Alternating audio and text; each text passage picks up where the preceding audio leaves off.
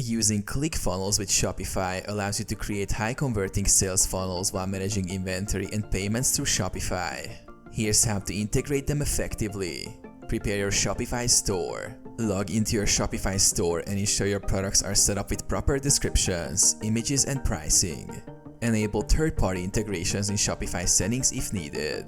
Create a sales funnel in ClickFunnels. Log into ClickFunnels. Select Build a Funnel and choose a template designed for product sales. Customize your funnel pages, including the sales page, upsells, and thank you pages. Integrate Shopify with ClickFunnels. Go to Account Settings in ClickFunnels and select Integrations.